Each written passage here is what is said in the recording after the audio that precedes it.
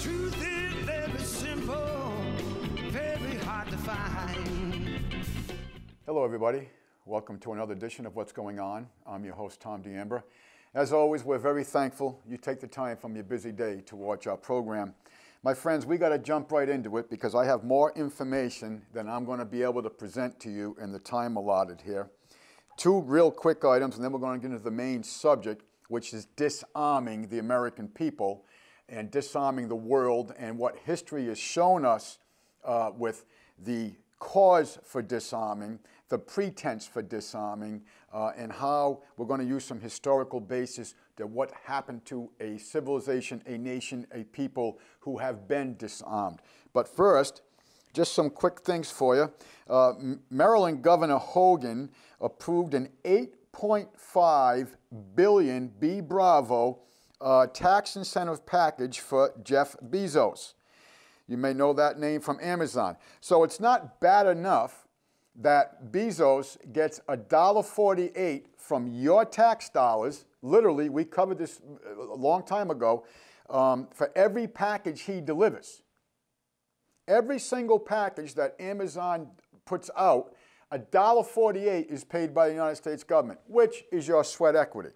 So Governor of Maryland Hogan, $8.5 billion incentive for Jeff Bezos. He's not rich enough. You can supplement his business. You can supplement it with taxes or just pay him the $1.48 per package. Okay, another quick thing. We got into you about the Awan brothers, what was going on with the, they were the IT, the tech people that were set up through 44 Democrats in the House, the federal House, House of Representatives. And it turns out, I was doing some research on a follow-up to this because I haven't found anything what's going on. Well, don't worry about nothing. They made millions of dollars. They have left the country. Don't you worry about a thing.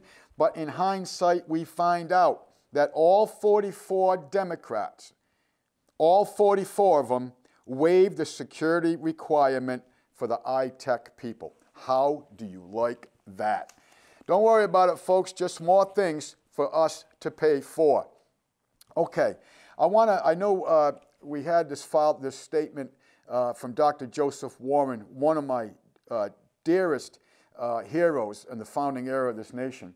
He unfortunately died at Bunker Hill. But I just want to read this quote. And this quote is a quote where he is talking to the fellow Sons of Liberty members. Dr. Joseph Warren. A country is in danger, but not to be despaired of. On you depend the fortunes of America. You are to decide the important questions upon which rest the happiness and liberty of millions yet unborn. Act worthy of yourselves. Okay, that's what we need. We need the people to act worthy of ourselves.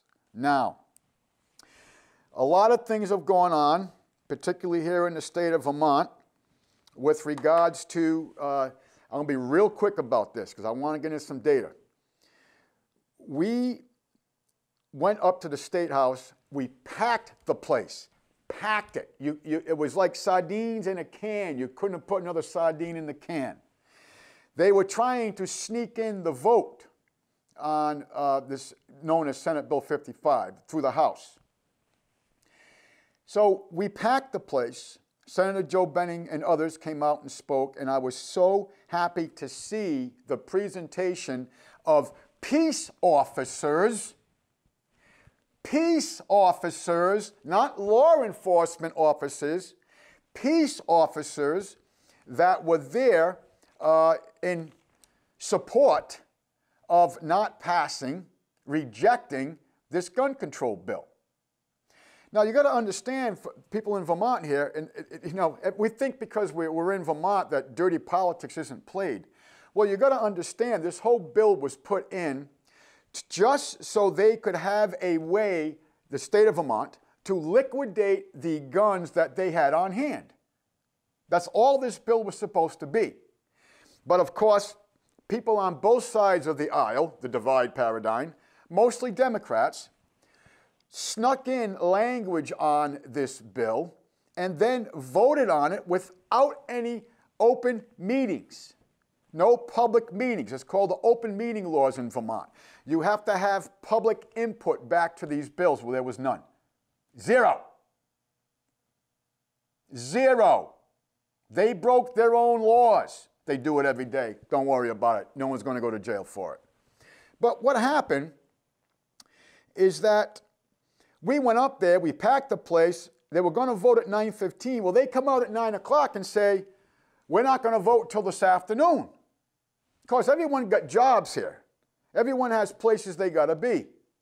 So what happens is, they come out at 9:15 and say, we're going to vote this afternoon. We say, okay, well, we're going to stay here for this afternoon, even though you wouldn't give us a timetable. You know what they come out and announced? You ready for this, folks?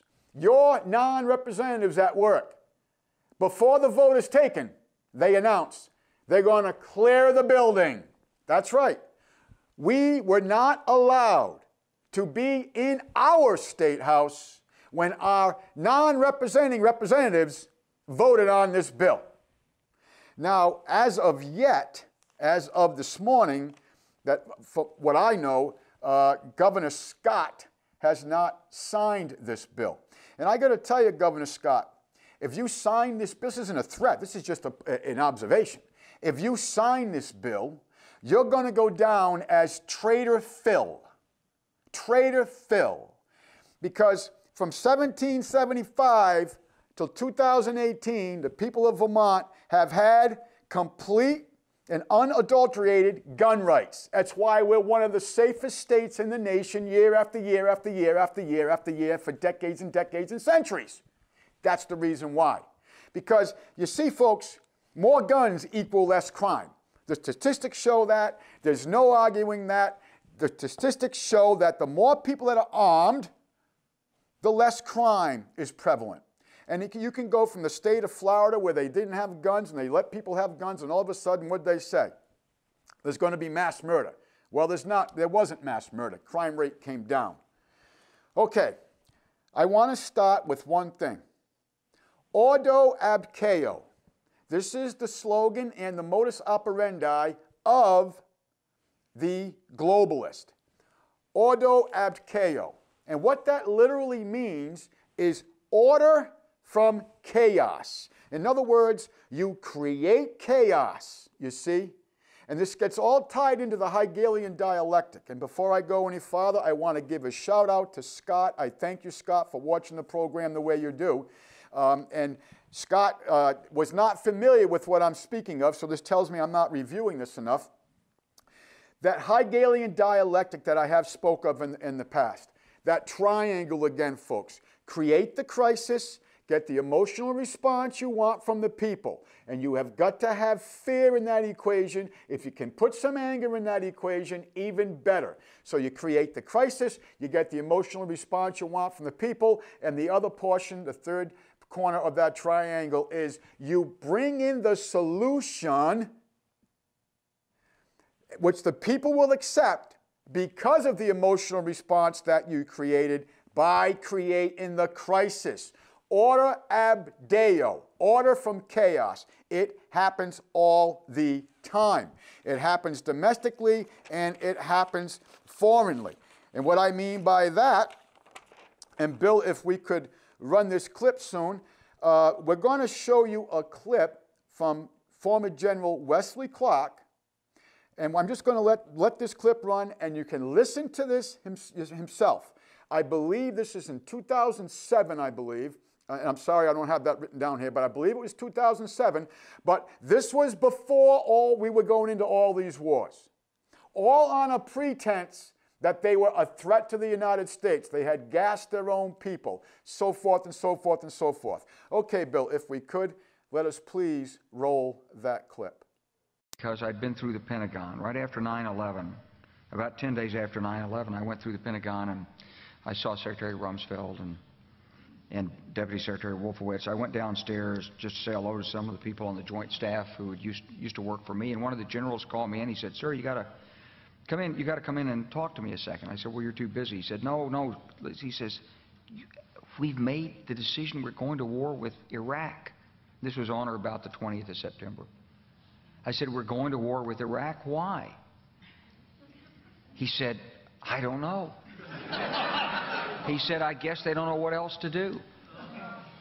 So I said, well, did they find some information connecting Saddam to Al-Qaeda? He said, no. He says, there's nothing new that way. They just made the decision to go to war with Iraq. He said, I guess it's like we don't know what to do about terrorists, but we've got a good military and we can take down governments. And he said, I guess if the only tool you have is a hammer, every problem has to look like a nail. So I came back to see him a few weeks later, and by that time we were bombing in Afghanistan. I said, are we still going to war with Iraq? And he said, oh, it's worse than that. He said, he reached over on his desk, he picked up a piece of paper, and he said, I just got this down from upstairs, meaning the Secretary of Defense's office today, and he said, this is a memo that describes how we're going to take out 7 countries in 5 years, starting with Iraq and then Syria, Lebanon, Libya, Somalia, Sudan, and finishing off Iran.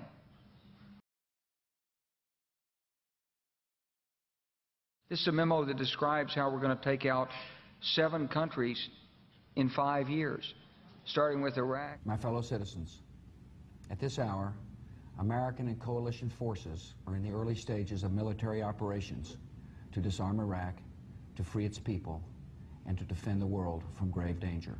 And then Syria. We had a chance to talk about a wide range of international issues, including the situation in Syria. And I have to say that all of us who've been seeing the terrible pictures coming out of Syria and Homs recently recognize it is absolutely imperative for the international community to rally and send a clear message to President Assad that it is time for a transition, it is time for that regime to move on, and it is time to stop the killing of Syrian citizens by their own government. Lebanon. They both had different reasons, the State Department and the White House, for wanting Israel to do it, encouraging them to do it, supporting them. Our Air Force worked very closely with the Israeli Air Force for months before this, not necessarily with a deadline, knowing when it would happen. It was always going to be whenever there was an incident, they would take advantage of an incident. The word I used was fortunate timing. When Hezbollah grabbed some of the Israeli soldiers in early July, that was then a pretext, I think that's the only word, for a major offensive that had been in the works a long time. Libya. Today we can definitively say that the Gaddafi regime has come to an end. The last major regime strongholds have fallen. The new government is consolidating the control over the country, and one of the world's longest-serving dictators is no more. Somalia. Well, violence isn't only on the rise in Afghanistan. In fact, it looks like America's shadow wars have now increased by 1. Drone strikes have long been reported in Pakistan and Yemen, but now there's news that a week ago, a U.S. drone aircraft fired on 2 leaders of the Somalian organization Al-Shabaab. Sudan. President Obama is sending 100 combat-equipped troops to Central Africa to advise local forces on getting rid of one of the continent's most vicious operatives, Joseph Kony, the head of the Lord's Resistance Army, a group responsible for atrocities across the region. It's the first open deployment of U.S. ground combat power to Africa since the Black Hawk Down incident in Somalia in the 1990s that killed 18 troops. U.S. troops may wind up now in Uganda, South Sudan, the Central African Republic, and the Democratic Republic of the Congo. It's part of a growing military effort to engage in Africa. Finishing off Iran.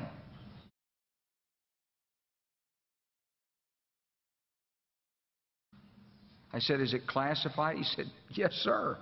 I said, well, don't show it to me. And I saw him a year or so ago, and I said, you remember that? He said, sir, I didn't show you that memo. I didn't show it to you. I'm sorry, what did you say his name was? I'm not going to give you his name. So go through the countries again? Well, starting with Iraq, then Syria and Lebanon, then Libya, then Somalia and Sudan, and then back to Iran. What'd you think of that? 7 countries in 5 years. 7 countries in 5 years. And the people at the top of the Pentagon had no idea why we were going to war. Why?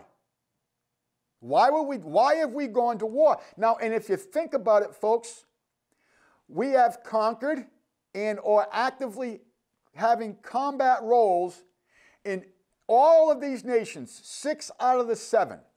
The only one that we have not put combat troops in, we've put agent provocateurs in, but the only one we haven't raided yet is Iran. Now, last week, President Trump said, we're going to get our troops out of Syria. We're done there. We've defeated ISIS. Well, all you had to do to defeat ISIS, Mr. Trump, was defund it, because the United States government funds Al-Qaeda, funds ISIS, funds al-Nusra, whatever you want to call it this week. We've gone over with you too many times to even have the time to repeat that. So we're back to order ad chaos. That's how it works on the foreign playing field. But how does it work domestically? How does it work domestically? Here's what they're doing. Recognize this? You like the contrast of that? I'm not talking about the colors. I'm talking about the symbol of the Nazi regime, and underneath is peace. Because as Eric Blair, I'm sorry, you know him as George Orwell, taught us, that peace is war, freedom is slavery. Remember all that? This is what they do with language. This is exactly what they do with language. Now, what about some historical examples of this? We went over with you a little bit on this last week. This is Operation Northwoods. And we read this to you. We did a whole show on Operation Northwoods some years ago. And what this was, my friends, during the Kennedy administration, the CIA had it all set up. They were going to foment riots in Miami, foment riots in Washington, D.C.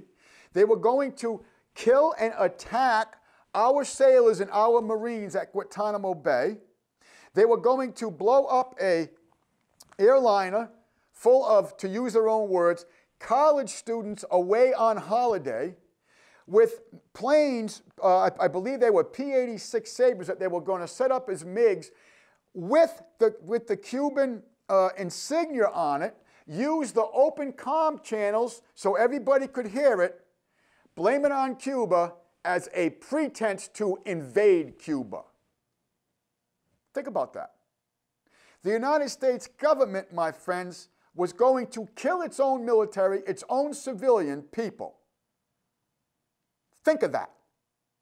And then for the pretense, order ad chaos, order from chaos. They create the crisis, the people get angry, the people have fear, bring in their solution. What was the solution? Got to go take care of that bad guy, Fidel Castro now. You get it? This is what they do all the time. Here's another example. What are they training for? These are desensitization targets. We went over with you this last week. This is obviously from the Department of Homeland Security. And see, the reason why they desensitize, they call them desensitization targets, is because look who they're practicing to shoot. Pregnant women, children, elderly female. What are the 3 most sacred things in Western society's culture? Pregnant women, children, and the elderly. You get it? This is what they're training for. Can you say Jade Helm? We did 2 shows on Jade Helm in 2016. 2 of them. Remember that? Jade Helm, Joint Assistance Deployment Exercise. And what did HELM stand for? Do you remember? I hope you did, because Homeland Eradication of Local Militants. HELM. Homeland Eradication of Local Militants. Folks, that's you and I. I'm a local militant. Why? Because I am presenting truth to you.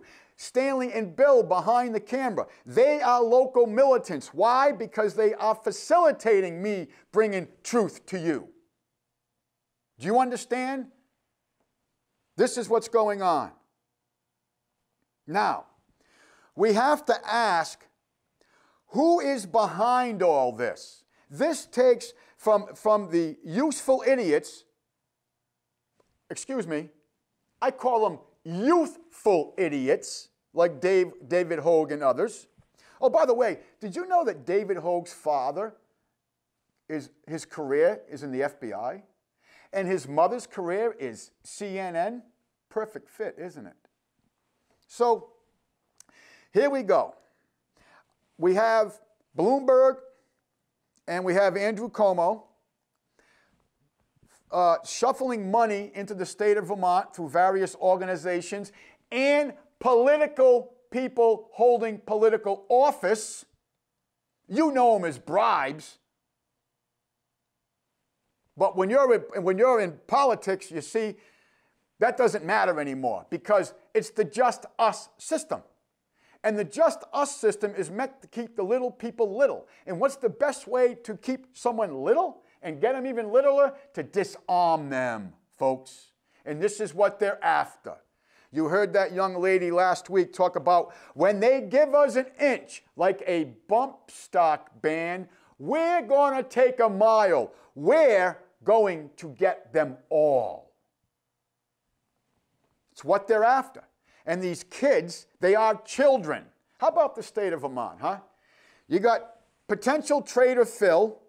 You got a 13-year-old running for office for governor in the state of Vermont. He's not old enough to negotiate contract, but he's running for governor. And then we have a transvestite on the Democratic ticket also. What has ever happened to the state of Vermont? When I moved into this state in 1985, my taxes were $200 and change a year. Now they're close to $5,000. Not one service added. Excuse me. Actually, some services were taken away. What's happened to the state of Vermont? I'm going to tell you what's happened to the state of Vermont. The people have been apathetic. The people are ignorant. Well, you can see from this push that's coming on to disarm you, Vermonters, that it is time to cease in your apathy, to get active, and to seek truth and obtain knowledge. That's what the time has come. So we have Bloomberg and we have Cuomo shuffling money into Vermont. But they're doing it through organizations that run by and financed by and controlled by a man by the name of George Soros. Now, we have spoken about George Soros many times. But we want to show you an interview with George Soros talking about when he was confiscating possessions from children his age working for the Nazis as they went to the death camps. Bill, if we could play that clip, I thank you. It was actually probably the happiest year of my life, that year of German occupation. For me, it was a very positive experience. It's a strange thing, you know, because you see incredible suffering around you, and in fact, you're in considerable danger yourself. But you're 14 years old and you don't believe that it can actually touch you. You have a belief in yourself, your belief in your father. It's a very happy-making, exhilarating experience. Okay, so now you've got to understand the mentality of this guy. And you got to understand the other thing, folks. I didn't buy his book, but I read his book some years ago. And do you know what he said about himself? Please go online and find this, or don't buy the book, because the guy doesn't need any more money. But he said, quote unquote, I'm not paraphrasing, quote unquote, I am the second coming of the Messiah. George Soros. This is the guy who wants to disarm you. This is the guy who is a lieutenant for the Rothschilds and the Warburgs and the Chefs and others who are fomenting all this globalization that we are falling prey to. And a lot of their tools are exactly these youthful idiots. And it's rather interesting how history will just repeat itself, and sometimes not just in statistics, but in images. This is Mr. Hogue with his armband. He's got the little peace sign there. You may not be able to make it out in this picture. And this is the young lady who said, come for the, when they give us an inch like the bump stocks, we're going to take a mile because we're coming for it all. Look at the armbands, folks. What is that historically, another image you may remember that from? Look at these armbands. Now you may recognize some of these people. We have Adolf Hitler, we have Hess over here, but I think you get the idea. I think you get the idea. Who do you think fomented that idea? Do you think this kid Hogue came up with that idea? Do you think this kid Hogue manifested, financed, collaborated, orchestrated, and coordinated all of these students with all the buses and the 600 porta-johns and the food and all the hotel rooms? You think Mr. Hogue wrote a check for all this? Do you think he's being put in the limelight because he's brilliant, a very articulate speaker? No. He is a youthful idiot.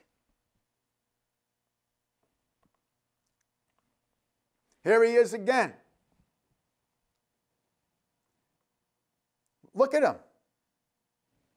All the stage presentation, all the organization. Look at this stance. Reminds me of another one in history we've seen before, doesn't it? Adolf Hitler. Think of this, folks. And yet, history gives you another presentation. This is Mr. Hogue on the right, and on the left is the propaganda minister, Goebbels, of the Nazi Third Reich. Do you think history is looking at a mirror image here of a useful idiot and a youthful idiot? Folks, look at these pictures. This is history giving you warning signs. Big neon light. Wake up. Wake up. History is showing to you right here, and not just facial features. Look at their eyes. They have the same aggressive, depraved, evil look. Look at Hogue. This is a man on a mission. He's a man on a mission to disarm you. He's a man on a mission for the limelight.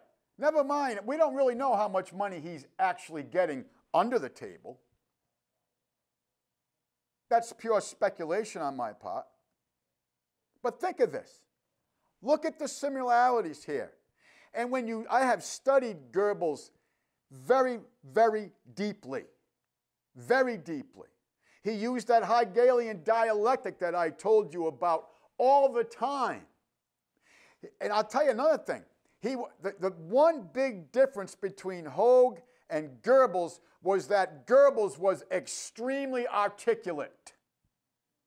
Hogue, on the other hand, is a victim of the public fool system and couldn't speak his way in any kind of debate. As a matter of fact, Rex Jones and many other young people, 2 and 3 and 4 years younger than him, have challenged him to a debate.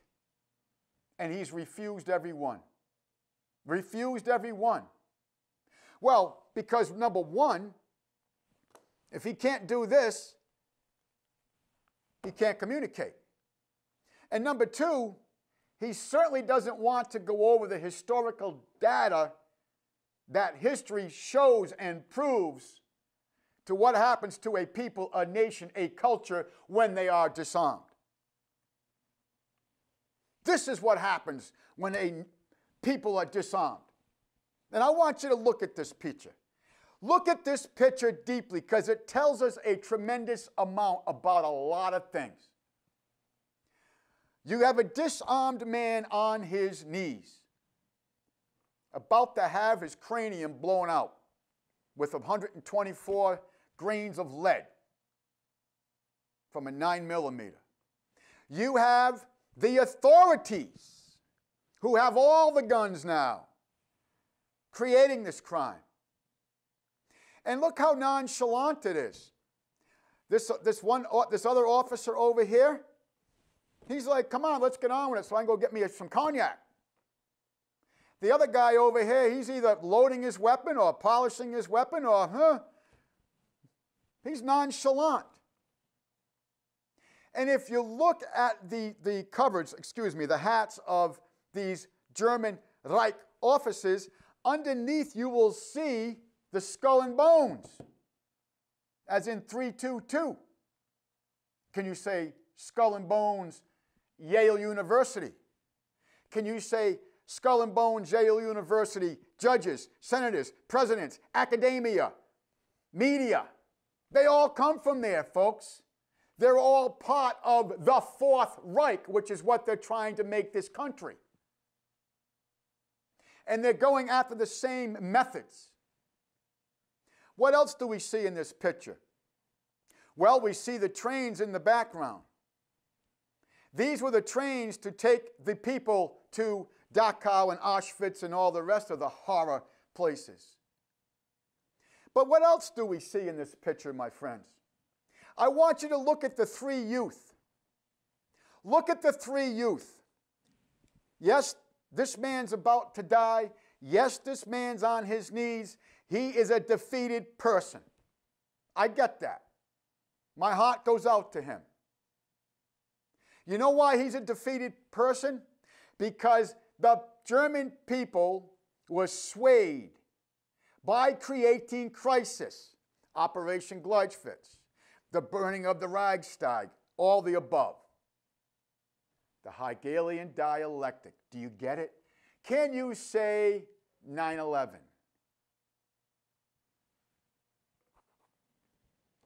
Look at the three youth. They are quick-stepping. The young fella on the right-hand side is actually he's starting to run.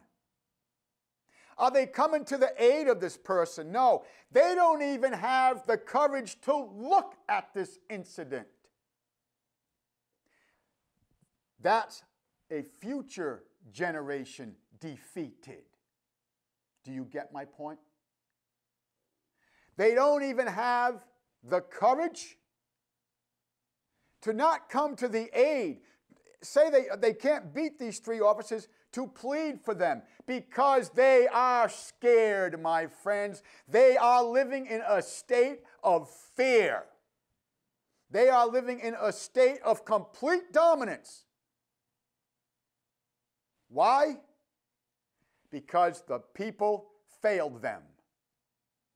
The people failed that entire generation. And I know these people personally because my father-in-law was living 14 kilometers in Poland. He was 8 years old when the Germans came over. He spent time in Dachau. He told me of the atrocities. And before he died, he said to me that the similarities between what took place in Europe from the 1920s on have manifested themselves here in America. And it's the same people using the same control of the money system, using the same tactics, psychological ploys of fear and that Hegelian dialectic to create that order ab chaos, to create the crisis so they can bring in their order. But they can't do this with an armed people, can they? They cannot do this with an armed people. And I know you're sitting there saying, oh, come on, Tom, it'll never happen here. Let me tell you the two common denominators of any people in history that have been defeated. I'm going to tell you what they are. One, they were disarmed, and two, they all naively thought it will never happen here. Look at them youth. They're running. They're defeated. That's a whole nother generation defeated.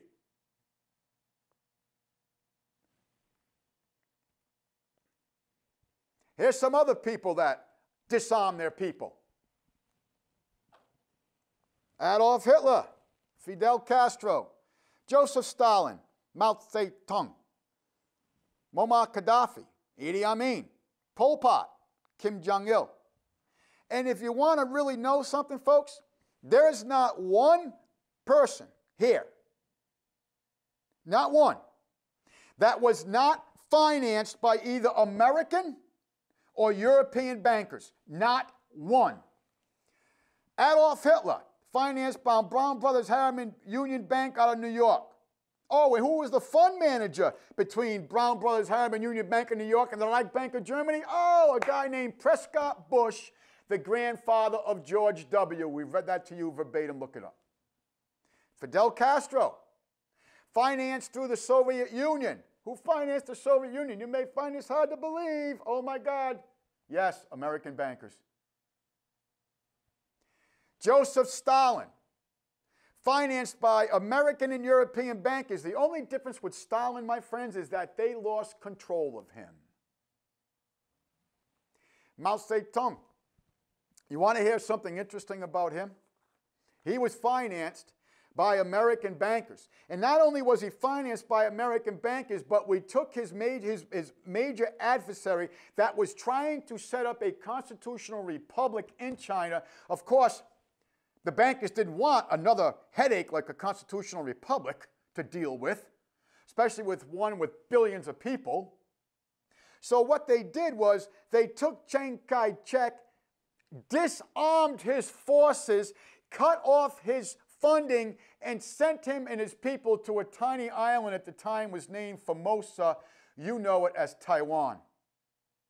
And then after they did all that, Mao Zedong was talking to his top 212 people, his chiefs, if you would, and he said to them, it is now, because he's been funded, Chiang Kai-shek's been disarmed, defunded, and Mao Zedong said to his people, now it is time to create omelets.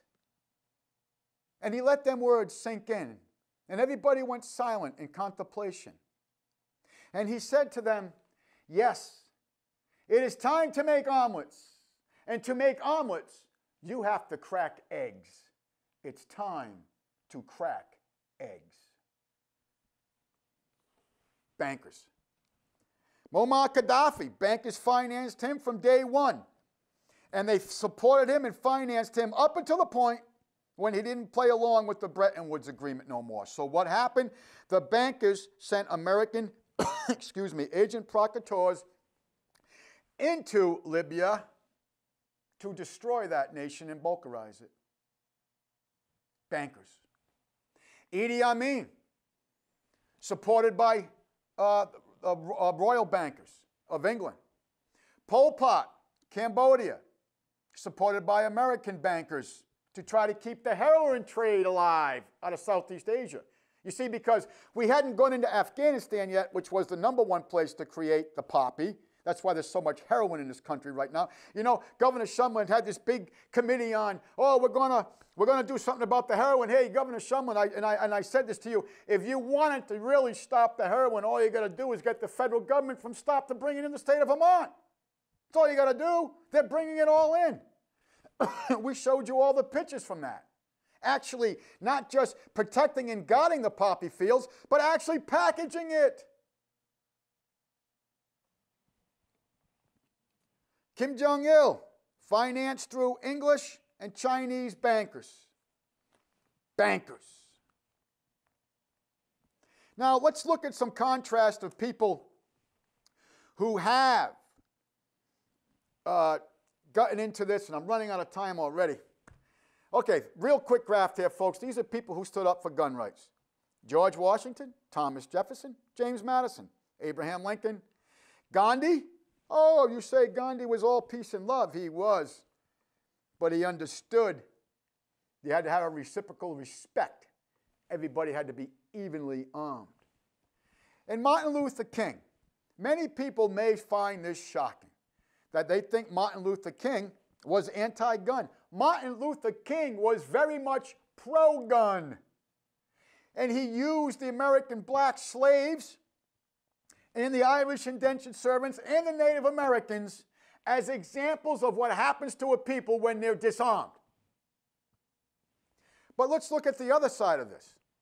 Did any bankers supplement money here in the top tier? No. They did everything they could to stop it. As a matter of fact, that's what cost Abraham Lincoln his life, and we've gone over that with you. But let's see who the bankers have supported. King George III, Adolf Hitler, Stalin, Mao Zedong, Kim Jong-il, and Barack Obama. You know, I found it interesting. These committees, you know, we got this bill, we have a bill written by was it Indiana? I'm sorry, folks, I have so much notes here. I'm not going to have all the time for it.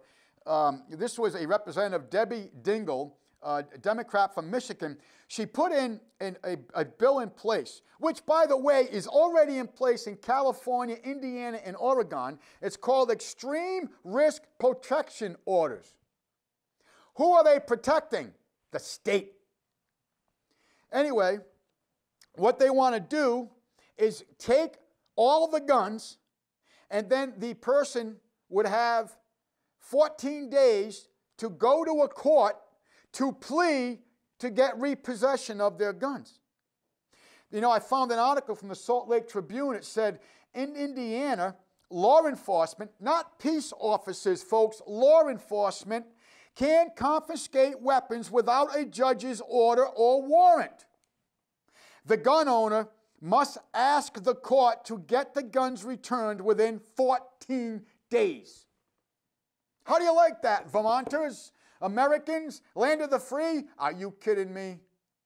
Think about this, folks. We already pay on average 62% of our sweat equity to these various aspects of government. How much, and we don't own our land. We bond our children. We have toxins in our water, chemtrails, police brutality, all of it.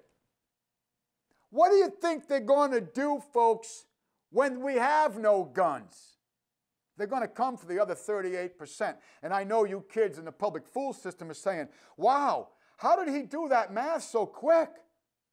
Oh, my Lord. He actually did that math without going through the Common Core and all this stuff, without having a device. Think of it, folks. Bankers. Look who they were against, and look who they financed. And now we have this bill, like I said, it's in California, Indiana, Oregon, and others that are going to be in Michigan. And you know it's going to pass. This is what they're after, folks. Now, let's look at some graphs here. And I want you to notice that this is from R.J. Rummel, a wonderful study he did. And it's 20th century mortocracies. And this, folks, this is people, the number of people, and if you look at the very top, there's 3 zeros. I know I don't want to confuse the young people, but 3 zeros here. So this is in millions. You understand what I'm saying? If you look at this graph, for example, it's not from China, People's Republic of China, 1949 to 87. Oh, and who we put in 49? Mao Zedong. Who do we kick off the island? Chiang Kai-shek. Like I just explained to you. So this graph is not 76,702. It's 76,702,000. You get my point? That's what the 3 zeros at the top equal. But if you follow this down, folks, this is, you can read this graph. I don't have the time to go through the whole thing, but you can see the countries: Japan, China, Cambodia, Turkey, Vietnam, Poland, Pakistan, Yugoslavia, North Korea, Mexico, Russia, China, again, okay? And then we have colonialism. I'm so glad he put that in that graph, because guess what happens with colonialism? The inhabitants of the land are what? Disarmed. Can you say the Indians? You get it? So what is the total of people that have been murdered in the 20th century? After R.J. Rummel did this in-depth study, every single nation here, the people were disarmed. Disarmed. What's the tally? Well, let's see what we have. 262 million disarmed victims of government. Folks, this isn't make-believe. This is real.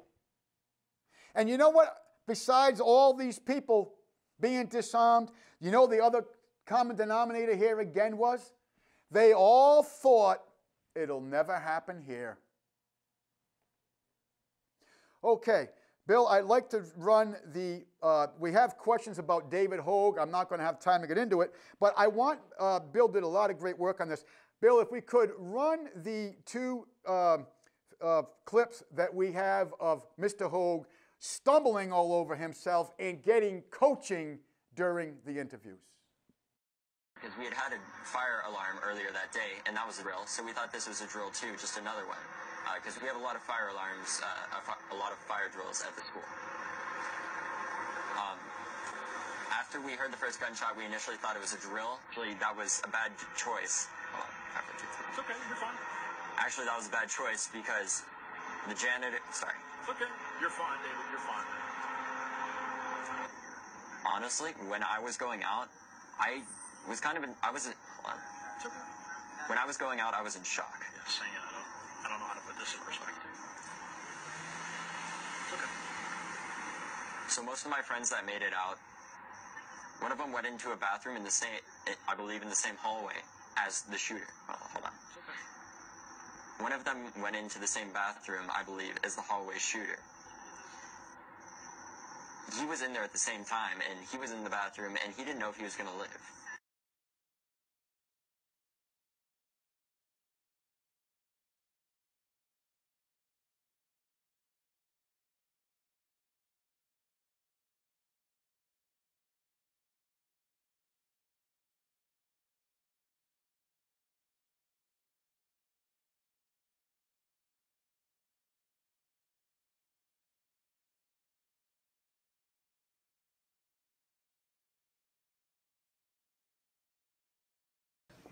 So once my phone hits 30, I'm done recording. So what's your message? I really don't think there's anything new to say, but there shouldn't have to be, because if you looked around this closet and saw everyone just hiding together, you would know that this shouldn't be happening anymore, and that it doesn't deserve to happen to anyone, and that no amount of money should make it more easily accessible to get guns. And that's that. This is Alex View. This recording was taken at 9:32, February 14th, 2018. Alex, are you okay with me recording this? Yes, I am okay with you recording this. Okay.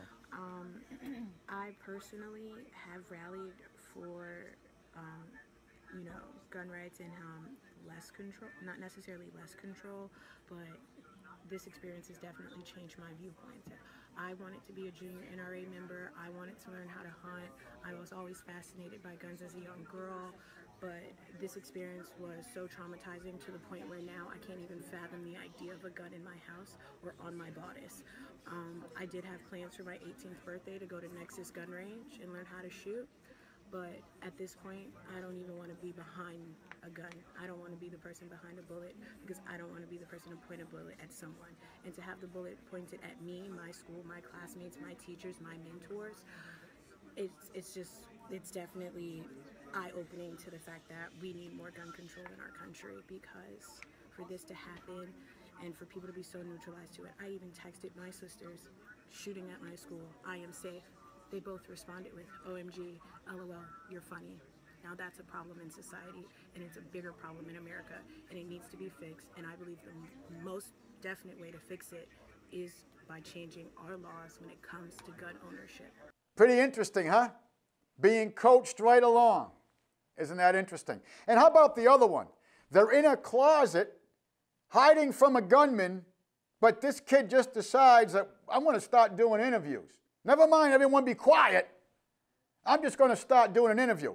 And you know what's really interesting is that he got the time wrong by 4 hours. I found that really interesting. There's a reason that happened. Unbelievable. Folks, this, and you know all they got to do? If something ever happened to this kid, and they'll blame it on a right-wing wacko, make him a martyr. They don't care. Hell, folks, Operation Northwoods, Pearl Harbor. I mean, I could go on and go on and go on and go on and go on about all the victims of the United States government, not just here in this country, but worldwide, that have been set up to be useful martyrs. You know, it's like Lenin said, you know, one murder is an atrocity. 1,000,000 murders is merely a number. You see, because the human mind, we can't fathom this. We can't fathom that our government that's supposed to be looking out for us would want to disarm us to bring us harm. Folks, if we have this big terrorist threat, why can't we secure the border? We've been securing the border in the Korean Peninsula since 1952. We give 16 countries foreign aid so they can protect their border. But yet, we can't protect our own border. Why is that? I want to tell you about this caravan. This caravan was meant to get to California so there can be a crisis between the state of California's authorities and federal authorities to do what?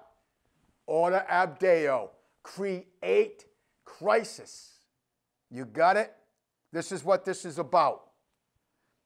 This is what this is about. And by the way, when we look at this caravan, we find out that most of them are from Middle Eastern heritage. And we also find out from the migrants that have gone into Europe, and this is according to the UN, only 17% of them were under 18 years of age in Europe. Now, all we were told, excuse me, was that we got to do something for the children, got to do something for the children, right? That's all we were told. Yet, only 17% of them were children. Think of that. Excuse me. Folks, the biggest obstacle to these globalists is you. The biggest obstacle to this plan being fomented is you. America is their biggest obstacle. Europe is done. Europe is gone, minus some countries that have not allowed the migrants in. Poland, for example. But when you look at the rest of Europe, it's over. It doesn't have control of its law enforcement. It doesn't have control of its money system. People that have been in that country forever have to give up their own houses to facilitate migrants. Do you want that happening here? My friends, as always, we're very thankful you take the time from your busy day to watch our program. We always close in asking you to seek truth, obtain knowledge, and manifest kindness to your fellow man. And we always close in reminding you that your government is your responsibility. And we thank you for watching. Got to read between the lines. Got to read between the lines. Well, the truth is